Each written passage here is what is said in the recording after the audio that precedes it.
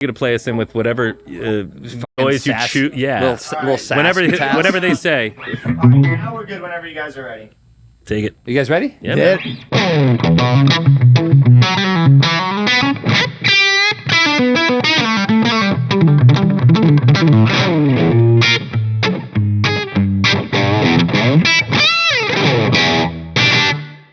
Nice. Yeah. Little joke. Ooh, I like That's for you. that. That's for you guys. Nice kitty. Hey guys, it's Ryan and Russ from AMS. We had a chance to sit down with Jared James Nichols today, and we covered a lot of topics. The new Blackstar amp. Yep. Obviously, the continuing line of Epiphone Les Paul guitars that he shreds on. He brought his energy. He brought his rock and roll mojo. It's like I could still feel him in the room. Hey, would you guys shut up, man? I'm trying to jam back here. Drew, a flight to catch. I'm staying forever.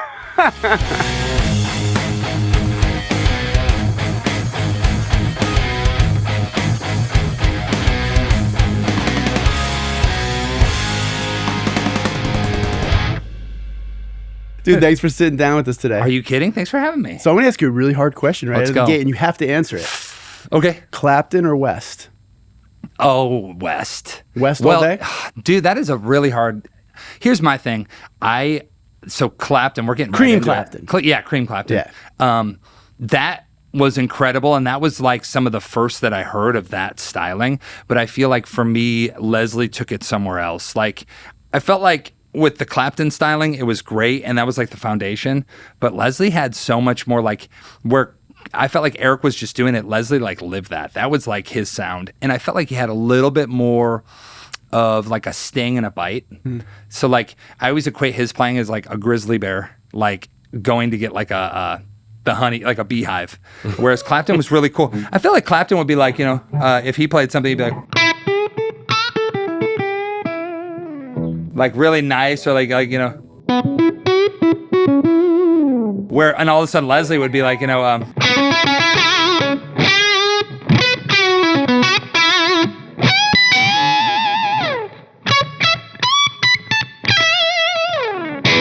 it's just a little bit more punch. Yeah. West, dude, I'm going West. Final answer. Good answer. All right, I have another hard question. Let's go. What is worse, the itching or the burning? Ooh, the itching, dude. Good answer. Absolutely the itching. Are you kidding me? So far, the burning he's doing you get really through. well. yeah. I practiced for the quiz. Yeah. So, Les Talk to Pauls. me. Let's talk gear. With your wanted Les to go. Pauls, you have a lot of Les Pauls. What's our count at? No, dude, you know what's funny? I counted the other day. I got like 22 Les Pauls. like 22? We're not your wife. You can tell us the truth. 74. I'd say 20 solid ones. There's a few that are like in dire need of some help. But yeah, I pulled them all out the other day. But I have done this thing lately where I had started kind of like a little bit collecting, and now I'm getting away from that. If I'm not playing them, I don't really want them. What are you purging, or you just No. stop where you're at? I just stop where I'm at. Something's got to come in and it's got to mean something. Does that make sense? Yeah, absolutely. Because I feel like people lately have been offering me guitars like, hey, man, you know, I got this for sale or this, which is man. really That's a sweet. good problem. That's a great problem to have. Yeah. But it's like puppies. I love puppies, but I can't rescue them all. I got 2 rescue puppies. That's enough fun for one. You know what I'm Dorothy saying? and Katrina? Well, actual dogs too. Oh, actual but yeah, but with these guitars, it's like if I'm not using them and playing them, I would rather have them go to someone that will. Yeah. So Like Joe Bonamassa. yeah, Joe. No, Joe is he's a very good bad influence on me because he'll be like, oh, dude, check this out. He just helped me recently get Les Paul Jr. that I did not need but I wanted. It was 56, same as Leslie's, and yeah. Joe's like our he's the collector goat. He He's the really goat. is. Yeah. I don't know of anybody who's not only gotten that deep into collecting, but made it so enjoyable to watch. You know, it's almost like everyone just gets out of the way, like just Joe's over there, give it to him. Yeah, and also with Joe, I'll be places like I was in Fort Wayne, Indiana, playing a show, and we go to this secondhand like pawn shop, and there was I think it was like a 62 SG Junior with an amp. And the guy had it in there. And every time I see something old or whatever, I text the picture, send it to Joe, and he'll instantly hit me. Where's that? And next thing you know, the guy goes, dude, he just bought it. It just disappears. I'm like, hey, this guy wants to talk to you on the phone. And he's like, who's that? I was like, his name's Joe Bonamassa. And he's like, really, you know? But I'm a big proponent. If I see cool stuff, I'll always hit up Joe because I know that it'll go somewhere good. Well, if you're at 22 Les Pauls, Yeah. you had the expression we were talking about the other day. What is, like, how many black dresses? Dresses, yeah, right. Do you need, like, I only need one, by the do way. you have, Only like, one. out of 22, like, what's the cycle there? Like, do you go There's to... like 5 of them. There's like 5 of them. Well, here's the thing. I have so like the guitar I brought today. This is that newer signature Epiphone. Yep. So I have the Epiphones that are always on the road. They're always in like rotation. So like I have some that live in Europe. I have some that live 2 that live in New York, 1 in LA, a few at home, just to have them kind of planted everywhere. But then with the old ones, it's a lot harder because when I'm traveling, I think of them as like children. They're like babies. It's like I always know where it is, you know? So there's my Dorothy guitar, which is the early 52. That guitar, I would say that one, and I have a red 53 Les Paul, both with like soap bar pickups. Those 2 are the guitars that, like, if there was a house fire, Those I'd are be gone. yeah. You're grabbing first. Like that Dorothy Les Paul, man, I should have brought. I feel bad I didn't bring it now. I should have come with more guitars, but that guitar is as good as a Les Paul can be. Like, I can make any sound out of that. And that guitar has been played by everybody. Even Bonamassa was like, dude, this is the sickest 52 Les Paul on the planet. So it's pretty cool. How'd you acquire that one? That was gifted to me by a fan. It was through Instagram. It was right when the pandemic hit. I was at home, and this guy hit me up, and he sent a message of guitar body. Neck was ripped off, full of like mud. And he's like, hey, man, I know you like Les Pauls. Check this out. I found this outside my house after a tornado. Took him 3 years to locate the original owner. She wrote it off on her insurance. It was her dad's guitar. And she goes, oh, it's broken, just hanging on your wall. And he was looking to get it fixed. And I said, man, I can help you find some guys to fix it. I said, or if you ever want to sell it, I'll buy it. And the dude 2 days later calls and he goes, I'm just going to give it to you. And it was insane. A friend of mine who recently passed away, his name was Joel Wilkins, JW Restoration. He did all of the restoration work. Absolutely knocked it out of the park. And yeah, that guitar is like, it's crazy good. Wow. It's crazy good. There's guitar, and I'm not a believer that just because it's an old guitar or something expensive, it's going to be great. I think that's such a bad way to look at instruments. It's like my friend has a 90s Epiphone Les Paul, like the entry level Les Paul. Every time I go to his house, I'm like, bring down that Epiphone. It's got a bolt-on neck. The guitar, if we were to all look at it, we go, dude, this thing it's nothing. Maybe $100 on reverb, whatever. The guitar is so good that every time I go there, I'm always like, dude, you're going to give me this thing? Or he's like, no, I know you like it. I'm keeping it. But it's the cheapest guitar, but it feels so good. And you know when you're not around, he just leaves it in the corner. Oh yeah, he of just course doesn't he want does. you to have it. And he just looks at it and goes, ha, ha, ha. But I've played on the other hand, I've played 59 Les Pauls and stuff that is out of control money-wise and not been impressed. Just like, oh, it's awesome for what it is, but it's just not a great tool to make music. Sure. You And know? you've kind of gone down a pretty interesting path in the sense that a lot of the vintage guitars you have either could tell a story because they've been rode hard or put away wet, Yeah. or you had to bring it back to life outright. So it's like, well, now I don't have to be precious. I could put giant frets on it or maybe a different pickup, but it's still the old wood. It's still got the soul. I'm a firm believer that like a lot of these guitars, and I always like the strays, man. I always like the ones that are kind of just like left for dead and that were played hard. And it's like from a forgotten era, right? It's like old cars. I like old cars and I like restoration and stuff. So there's something special about like honest instruments that, you know, kind of just got left and forgotten for decades. And then all of a sudden it's unearthed. And like this new one I got that I was telling you about, this 75 Les Paul, I'm going to pick it up tomorrow. The new one. It's a 75. It's a new one. You know, what's funny? Some of my collector friends, they're like, oh, what year is that? I'm like, oh, 75. They're like, oh, God, get out of here. That's basically a brand new. And you're like, 75, 85, 95. How old Coming is that up on thing? 50 years. Yeah, 50 years. That's a long time. So that guitar has a crazy story. The original owner was electrocuted while playing it. Then it sat in a shed. The shed burned down. Then the guitar was in another a house that got hit by Hurricane Katrina. And this guitar was left for dead. And when I got it, I knew there was something really cool about it. And this luthier friend of mine, he restores pre-war Martins and does all this crazy work. He hit me last night when I was on my way to you guys. And he's like, dude, the guitar's done. He's like, it's freaky good. It's awesome. And if you looked at it yet again, you'd be like, man, this thing looks like it came out of a grave. It was like, just Wouldn't it be wild crazy. if after you got it fixed, it got like swallowed by a whale? No, it's like a megalodon shark. Right, like, oh. Yeah. I was playing in Miami on one of those cruise Right, ships. it just comes up and eats it. Eats it, dude. And then you get it back.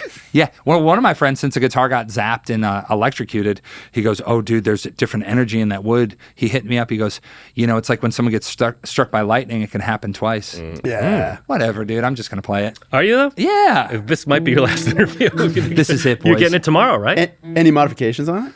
None. Zero. Well, actually, there Well, is there one are now, modification. yeah. Yeah. That's what I'm thinking. So You had to get the teeth out of it. Yeah, I had to get the megalodon teeth. I'm making a necklace. No, so the guitar, when I got it, man, it was kind of like a weird thing because I couldn't even play it. The strings were laying dead on the board, and man, the top was pulled up, the neck was separating up top. There was cracks. It was bad, and. But I was saying, like, it had like a little bit of like the Christine factor. Like I put some strings and I adjusted the nut, and all of a sudden I could go, and it started to like play. I didn't play anything above the 12th fret, but I could play all down here. And I was like, oh, this is cool. And with my friend, I said, dude, just get it to the point where this thing's like ready for war, because I'm going to take it and play it. So he had re-glued and clamped a bunch of stuff, put new frets on. And then the special thing that I have is in 2015, I was at Seymour Duncan I was with Seymour and MJ in their custom shop, and I remember they were showing me around, and there was a pickup up top, and it was a humbucker, and I was like, what is that? And they're like, oh, that's a pickup that we wound with Eddie Van Halen. And I was like, oh, that's cool. And this is obviously Eddie's still alive, performing, obviously he's Eddie Van Halen, but at the time it wasn't like now even where, he's passed. And long story short, I was like, for some reason I was drawn to that pickup. So lo and behold, they pulled one out and they gave it to me. And it's a pickup that was wound with Eddie. So it's a bridge pickup, and I've had it for years. And the guitar has T-tops in it, and the pickups were working, but this is an uncover one. I thought to myself at this moment, I was like, you know what? How cool would it be to throw a Eddie Van Halen wound pickup in this guitar?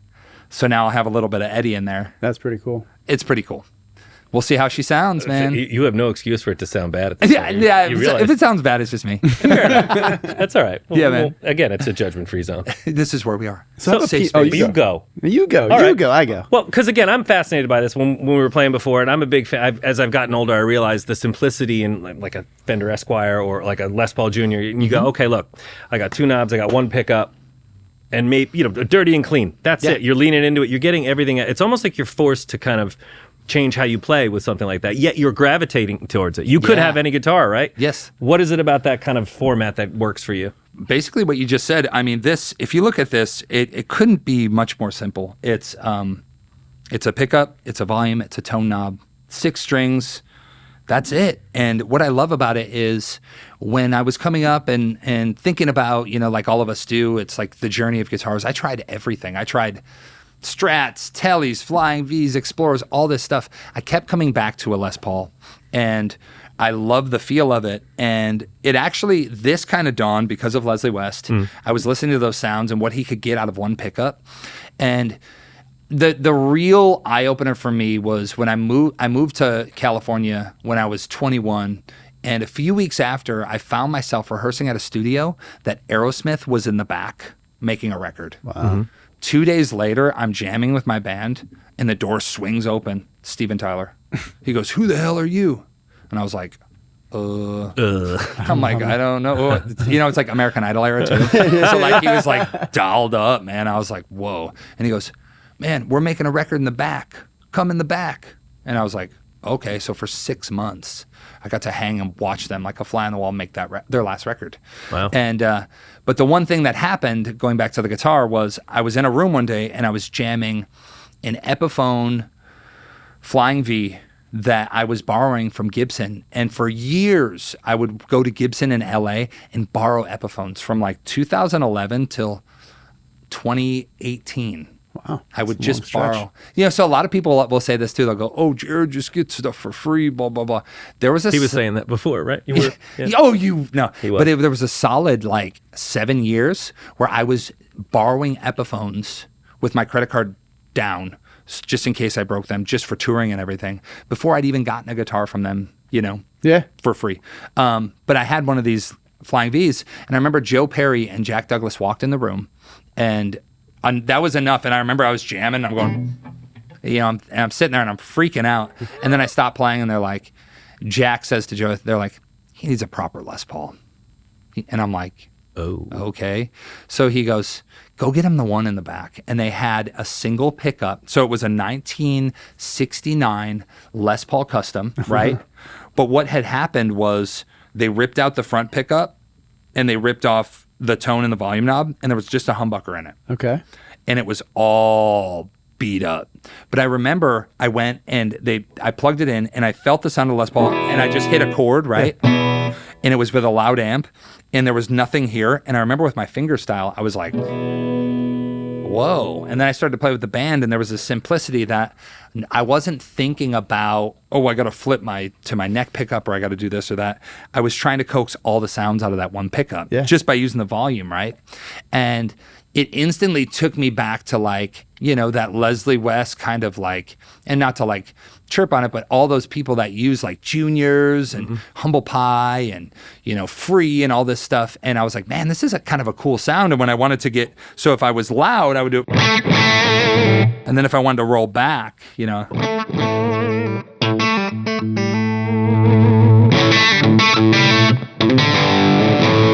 So I would start to use my fingers and manipulate it. And then the tone knob, if I wanted to go quasi neck pickup, I could roll that back like I did before for the woman tone.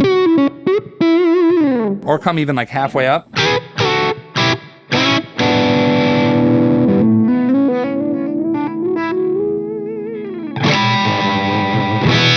So it was all about finding different tones with those. And I felt it was a challenge, but also I stopped thinking about gear and I started thinking about the music and playing.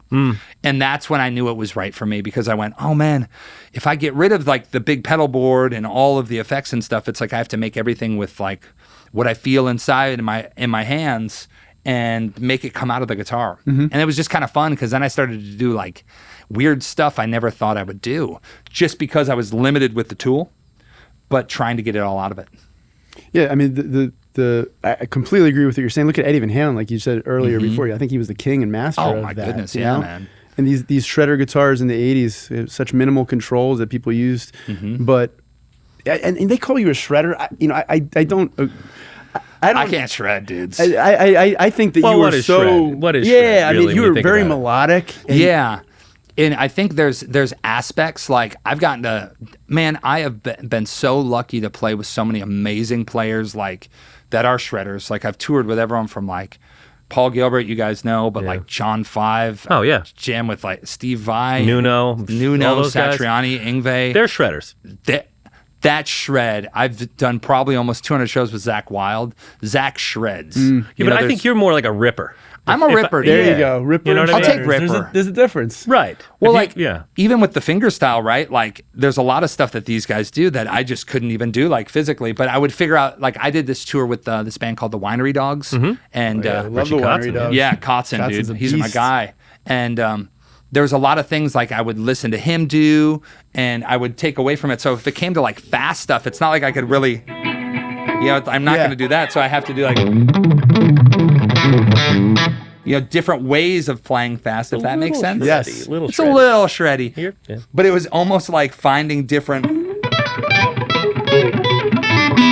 I listen to Les Paul a lot too. Call him he shredded. He was And a clean. dude, insane, unsung And Mary shred Ford. hero. Do you ever see the videos of her playing? I absolutely She would have. double him on those parts.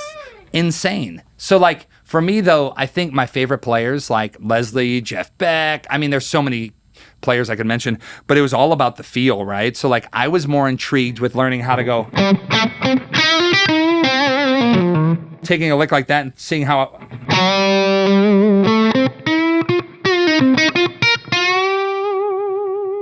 Figuring out the feel.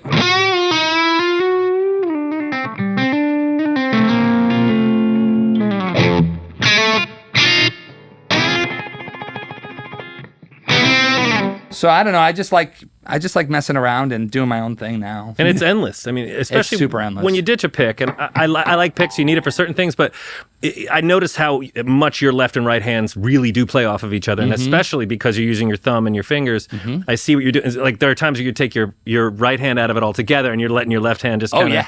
But it's about the attack and everything like that. Do you ever find the day where you're like, man, I need a pick?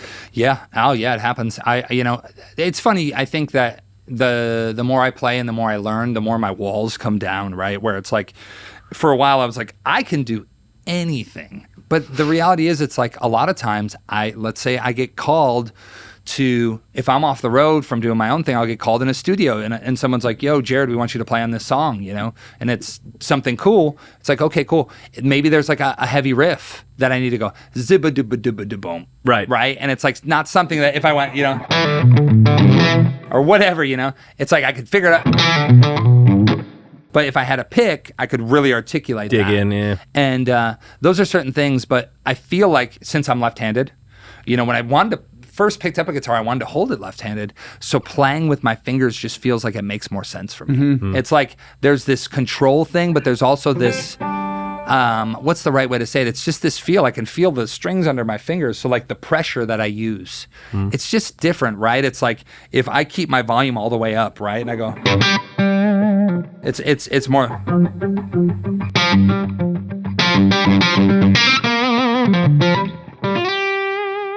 Dynamics. Yeah, it's just very dynamically present and at all times. And that's why you hear a lot of slide players going, I ditched a pick, because if I have a pick in one hand and a slide in the other, there's none of my flesh on the strings anywhere. For sure. So some of those guys would go, at least my right hand is hitting the strings and the slide's doing some of the work. But Yep. when your rubber hits the road and that is it, there is something to that. Yep. And I don't know what it is, and I was hoping you would tell me. I wish I knew. The only thing I can say is, it sounds cheesy, but like maybe like a little bit more of a like touch connection. That's all I can say. You touch, just got to touch. We don't do it enough. This really. is, although it's really a close shoe. with you guys right now. And cut. All right. But yeah, it's just something different. And also, I think that it separated me in an interesting way. I never thought that would be like one of my things. And people started to say, oh, you're that no pick guy. And I'm like, ooh, okay. That's what they're going to call you? Yeah, The the no no pick pick guy. guy. Yeah. But it's like, it's cool because even the other thing that's really fun is, man, when I get asked to do those kind of jams or play with people like jam with Slash or Billy Gibbons, like Watch Your Feet, I'm name dropping hard. Yeah, really. It's cool because like they're doing their thing and it almost puts me in my own place because it's like I'm just doing my thing. I'm not trying to out shred anyone or, I'm not going to play on top of anyone. I'm just going to play the way I want to play. But a lot of those guys incorporate a lot of fingerstyle stuff into what they're doing, particularly Billy Gibbons. I mean, for sure. You watch some of that stuff, you're like, man, he's palming that pick, and he's, Slash too. For sure. I stole so much stuff from Gibbons. Who hasn't? I do we have a sec? I'll tell a really quick story. Yeah. I remember I did this jam, dude, and it was in LA, and in the room for the rehearsal, it was Rick Nielsen and Slash and who else was there? Jimmy Vivino was doing it. Bonamassa was there. But anyways, I was waiting to do the song I was going to do. We were going to play Last Child by Aerosmith. Awesome. Yeah, it was awesome. Love that song. And I just remember Billy walks in, like Billy Gibbons, like the coolest guy. He's, Sure. And he's carrying a guitar case. And he looks at me, he's like, and I was like, what's up, Billy? And he goes, hey, man, do me a favor. Set my guitar up by the amp, I was like, sure. I'll be your guitar tech. I can do that. So I pull out this, I think he called it like Little Bo Peep, or it had a name. It was a SG. The back plate for the vibrola thing was ripped off, but it had this really cool pick guard. I can't remember exactly what the guitar was called. Someone will know. And all I remember is that I was plugging into a Magnatone amp, and I plug it in, and everyone's having a break, So like I wasn't about to go up there and make a bunch of noise, but I remember I just kind of went like, I just like hit something really quick, and I think I hit like I just did something like that really quiet. And Billy looks at me, he gives me the nod, and I was like, done. So I set it up there. I didn't even touch any of the settings or anything, and he comes up there and he starts playing. And it sounded just like the record. Right. And like he was using his fingers, pulling up, picking up on the... And I was like, that's what it's all about. Like Billy Gibbons sounds like Billy Gibbons. Yeah. And he's using sevens. oh yeah, Did those you try the strings? You're like, what's on here? I remember I went like this, and it was comedically light. Yeah. To the point where I was like, Right. I was like, oh my, like I couldn't play. I was like, I have to recalibrate. Yeah, I felt like I was wearing spandex. But I was like, I really can do any movement. It really does. You know, we talked to Paul Reed Smith about does tone would matter, and you talk to people about, you know, Beato has done that, where like the thickness of the strings and all that. At the end of the day, it really just comes down to those hands on that guitar at that particular moment. Absolutely. I think that a lot of people forget about that. You know, in the world of all the stuff we love, with guitars and amps and pedals and everything, it's amazing.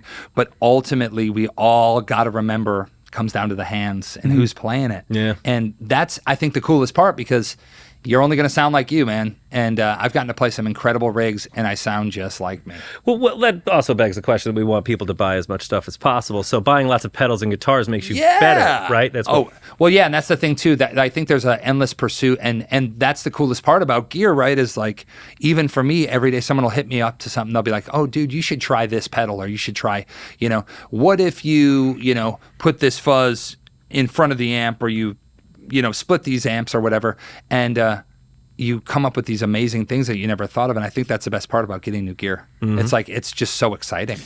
I think that both hold a lot of truth. Like, if you have the talent and you have the ability, and then you can start going, getting creative with tones and sounds and effects.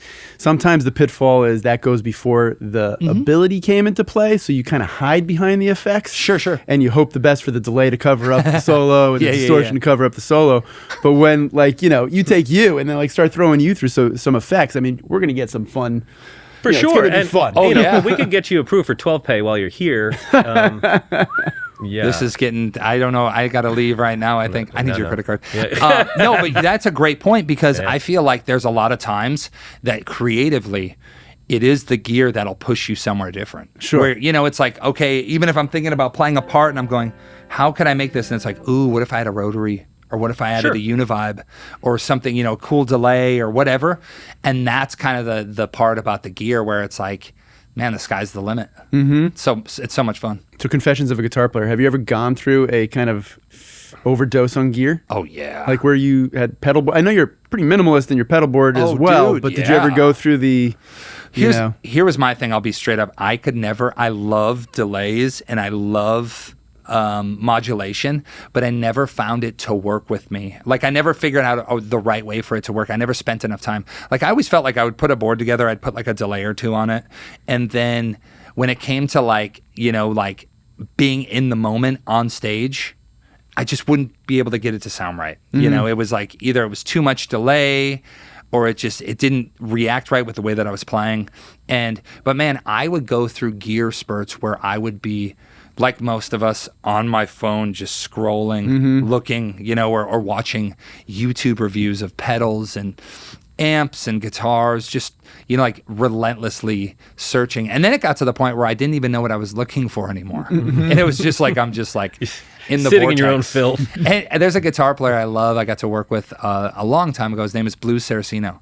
And That's his real name, by the way. Blues Saraceno. Isn't that so wild? cool.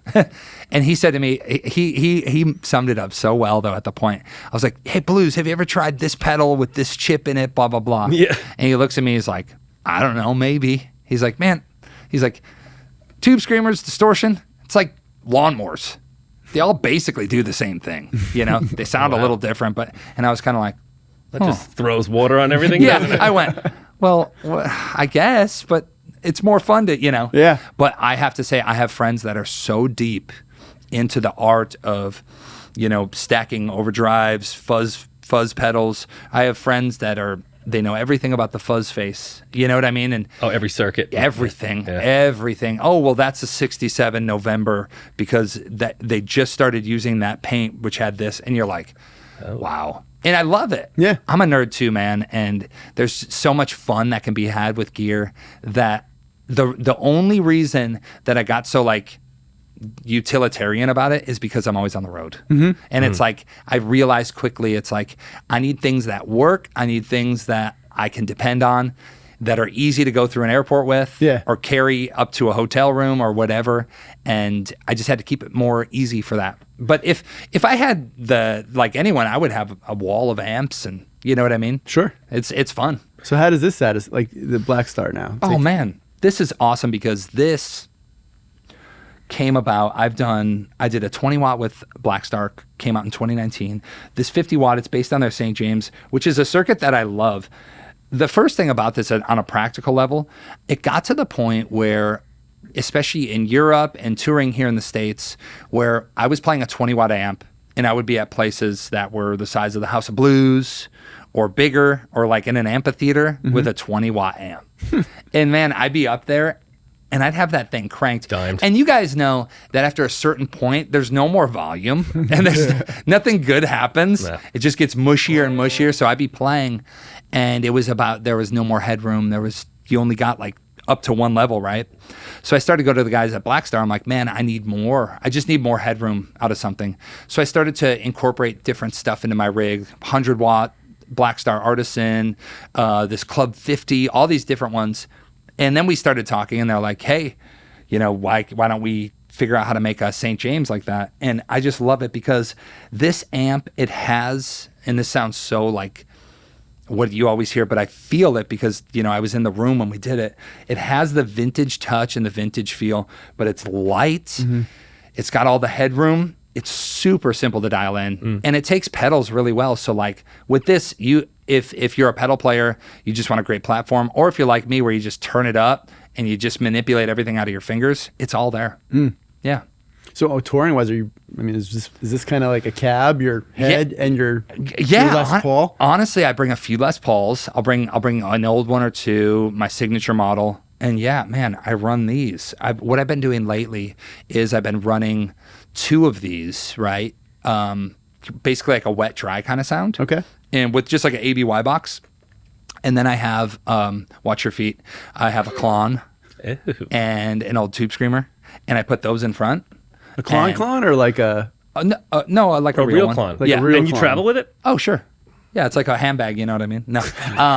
Yeah, dude, that thing's been all over the world. Wow. Yeah, and you know what's so funny is one time I went through TSA, and I just have it in my like luggage, right?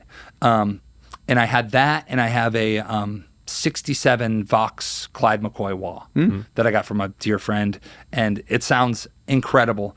And these are in my bag, right? And I go through TSA, and the guy's like, he's holding up the Klon at the end of the line like this. Like, what is this? Whose is this? Oh, my God. And I'm looking at him, I'm going, and he's not even looking at me. And he goes like this, and he just throws it back with the TSA, you know what I'm trying to say. And I go, oh God, like, no. So I walk through there, and he's like, what is this? And I was like, it's a guitar pedal, man. You know, there's my guitar, you know, my 52 Les Paul that just got tossed through. And then he goes, oh, we're going to have to take it apart. And I'm like, take it apart? What are you going to have to take it apart for? So I let them take the back off, the 2 screws on the back, and look at it. And then obviously it's all gooped and all that stuff. And I was like trying to tell the guy the importance of this. And at that was the moment I started to go, what am I doing? Why am I doing this to myself? I love it. And that pedal, I shout out to Bonamassa because I had a Klon that I was borrowing forever from a friend. And he finally went, hey, I need that back. And I was so addicted to the sound that I hit up Joe and I was like, dude, do you have a Klon I can borrow? He's like, on me? Like, I've got 4. He's like, he goes like this with his trench coat. Remember, like, exactly. And I remember he goes, yeah, man, I got one I just picked up, blah, blah, blah. He's like, you can use it. And I was like, man, if you'd I'll buy it. I'll buy the pedal. I just need to figure out how to get the cash for it. You know, need to like rob some banks or something. And I was on the road and I had the pedal and it was perfect. And then Joe literally goes, I said, hey man, give me like your PayPal or something. I need to give you some money for this. I feel like guilty. Yeah. And he goes, dude, the money that you'd use on a Klon is going to benefit you better on the road. Take it as a present.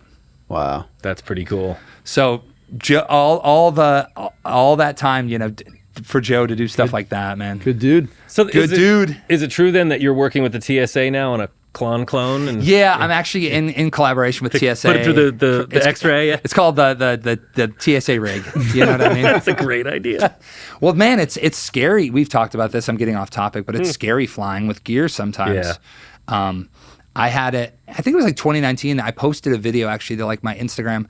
We were somewhere overseas. I want to say like Croatia or something. And the dude literally took my Les Paul case, and it was just a Les Paul standard case with a custom in it. And he threw it about 12 feet. And we're watching outside the plane window, and I'm just like, why? You know, it's not getting any easier traveling with gear. And I still travel with the Klon and the old stuff because if I leave it at home, it's like I feel like guilty having that stuff and not using it. Well, that's funny you mentioned that because as I was telling you, we met with Bonamassa a couple weeks ago and the same thing. I was like, oh, he goes, by the way, yeah, if you have to ask, it's real. Everything that we've got here, it's real. It's not a knockoff of something. But he goes, that's the point. It's supposed to be out here. It's supposed to get used. Yes. Which was very nice of him to do. And it was also mind-blowingly loud. Oh, man. His rig, like I told you, the last time I played through it, it was like the amp shanty or whatever. And I was playing Snakebite. He had a 59 Les Paul. It's my favorite one of his. It was hard to control, man. Yeah. And like I'm used to like harnessing the, with P90s. This guitar obviously has the more noiseless style. Yeah. But with P90s, I remember not I was potted or anything. Oh yeah, you got to be on the draw. It's like a gunslinger. But with Joe's rig, man, I was like, whoa, the amount of. It was just like it's a jet engine. Guitar, yeah, man. Yeah. I had to act like it didn't bother me when he leaned into. I needed a diaper. I was like, you can't do that. His rig is insane. And I think I was at his show a few weeks ago. He played in Nashville, and it was awesome.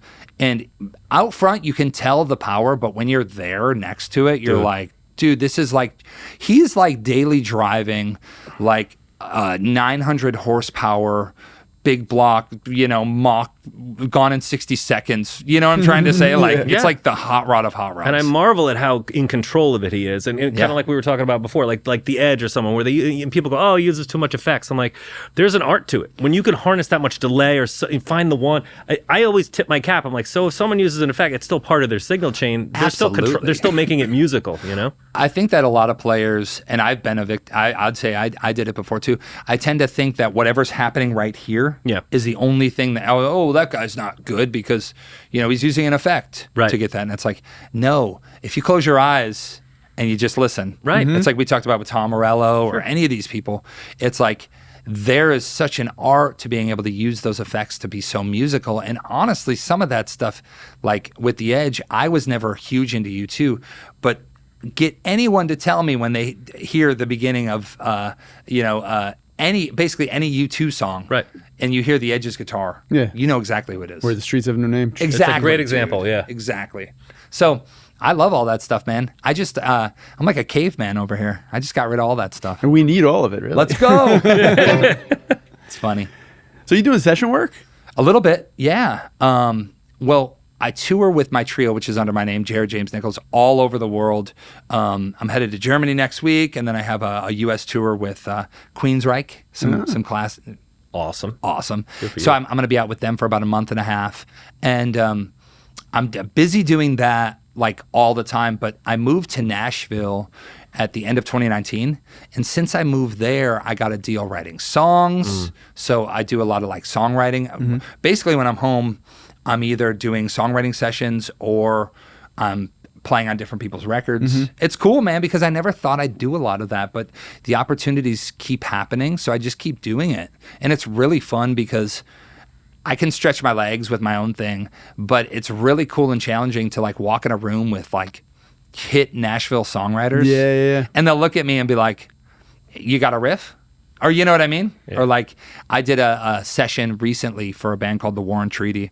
And it was for a TV show, and they needed some soul blues guitar playing, and essentially they wanted me to comp on the whole track and play a solo.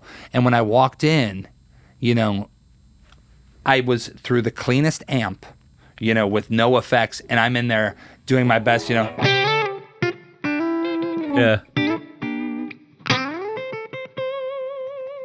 And it's like playing this really clean blues, and it was so cool because I thought to myself, like, this is really keeping me on my toes, and it's super fun. So I do that session work, and it's a ton of fun, man. Yeah. It's different. That makes a lot of sense though too, because I think, and you've toured with a billion different acts. Have you ever been on some bills where you're like, this is right in my wheelhouse, and others where you're like, I'm gonna get destroyed if I go out there before this band. Like people are gonna eat me alive, and you're like, you have to win them over. Yes. Yeah. Oh my What goodness. do you do when that happens? So the one funny thing is with my personal stuff, I feel like it crosses over a lot into different territories where it's like we can do like bluesy stuff, like if we do like the Bonamassa Blues Cruise or we play like a blues festival. But man, I've toured, like I was telling you guys, with like Black Label Society, and I've done like heavier tours, UFO and Saxon, and but I've done things like one time, the funniest one was, well, there was a few funny ones. We did Wacken in Germany, which is a heavy metal festival, but we just go up there and we hit that heavy, you know. Let it rip. We let her ripper. But the weirdest one, but the coolest one was we were in the Czech Republic and we played the Czech Metal Fest. How we got on this booking, I don't know. It was when we were on tour with Zach Wild's band, and I'm dressed like I'm like in denim, like Les Paul, you know, and we're playing like, at that point we were playing like a bunch of originals, but like our covers were like Whippin' Post, Allman Brothers, Mississippi Queen, and there were people there in full goth face paint, like Cradle of Filth, you know, like these were the bands that were on there. And we walk out there, man, and I had a...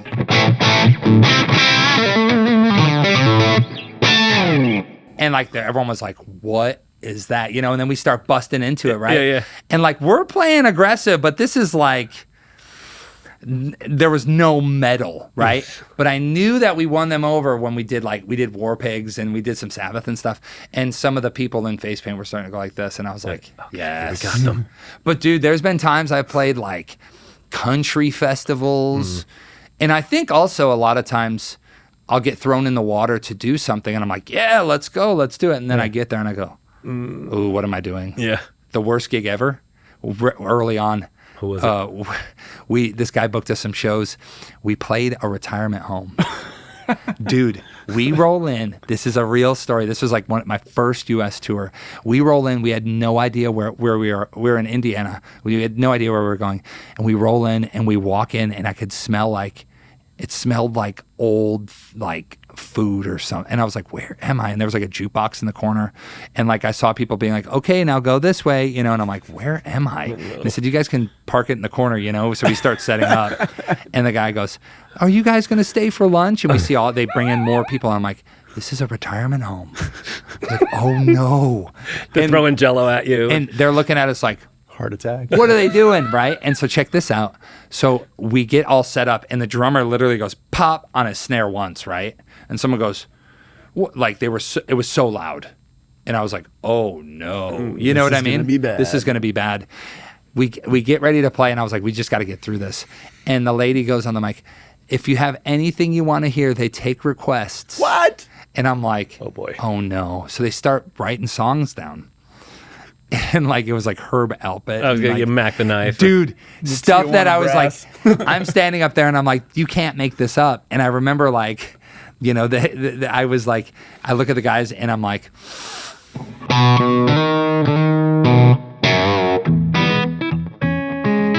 and we did that. And we did this horrible rendition of Johnny Cash. But I just, let's just keep going. Just keep Well, you're playing there it. now. What do you do? And the drummer's just back there like this. And I was like, I will play this for the next hour just to get off stage. Well, it's always a good warning sign when you see it on the way and leave your hearing aids in your room. Oh, you know man. you're in trouble. It was so weird. And it was funny too because I've, right after that, we went over to Europe to do a tour with Skinnerd. And I was thinking, last week I was playing at a retirement home, Folsom Prison Blues. This week we're in like Germany in front of like 17,000 people. Like I'm jamming with Skinnerd and it's like this crazy. So as a musician, it's all, just remember that it's like Be ready. every day's an adventure, man. You never know what you're getting into. But that's what makes it fun. Clearly. I got one more. Let me. Oh. When you go back to the session work, Yeah. what's your strategy when you roll into a session? Do you kind of more do like, I'm going to be me, or I'm going to try to be maybe the chameleon? Well, the one thing, that's a great question. The first thing is I just try and read the room, man. And also I realize a lot of times I'm getting called in to be me, and they're like, oh, we want that on the track. And if that's the case, I always walk in with an open mind, right? And essentially I'm like, okay, cool. What can I add to this? Because I think that as guitar players a lot of times, and I've been guilty of this my whole life, it's like I'm the center of the universe. Everything revolves around me because I'm the guitar player. He's pointing at you. But it's important to walk in the room, open mind, listen to the track, and just be really critical about like what I can add to it. And I always say like simplicity always wins. And I don't mean that in a way of laziness. It's like, what can I add that's really going to enhance it without messing it up? You know what I mean? I think as guitar players, we inherently overplay. It's just like what we do. And a lot of times I'll play something on a track and it'll be like, I'll literally go.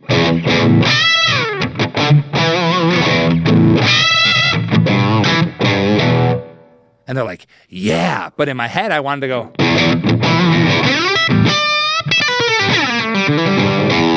Cool. But it's like all it needed was a.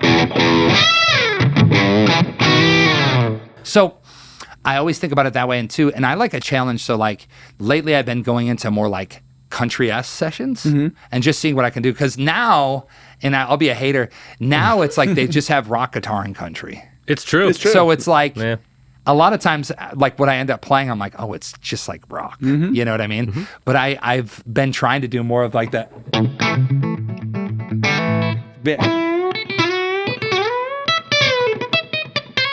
Nice. All that kind of stuff, which is fun. But, you know, I just always keep trying to like grow. And in the session world, it's fun too, because it's like being a chameleon for me is really hard because I feel like I always just want to do my thing. So Did you ever get the stink eye? Oh, yeah. I've had it before where the guy's like, he looks at me and he's like, who do you think you are? You know what I mean? Out. I've never gotten kicked out, but there has been times where I played something. I've walked into a session. I did a session with a band, and it was awesome. It was with Blues Traveler, and they were covering one of my songs that I wrote. Yeah, which was crazy.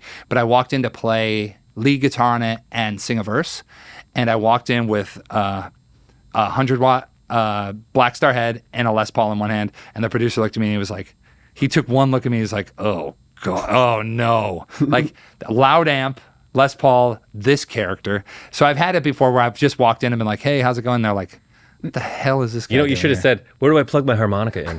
Where do I plug in my accordion, bro? Yeah, that'll be great. But yeah, man, fun times. It's always a learning experience. Nice.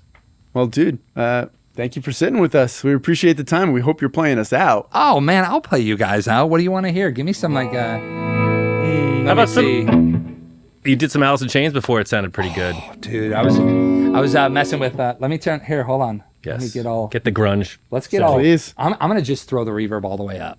Do it. Should I just do it?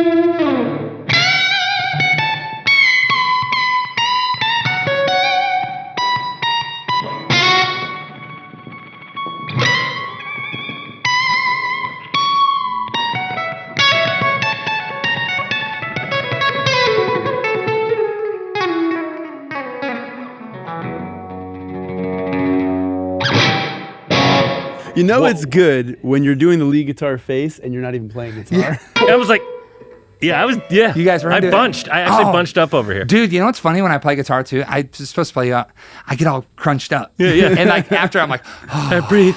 Yeah. Just lay. It's all good. I'm gonna do a relaxation tape for guitar players. Zen. Yeah, the zen of the guitar. But thanks for having me, guys. Dude, it sounded great. Cheers. Thanks, dude. Thank you. Cheers. Awesome.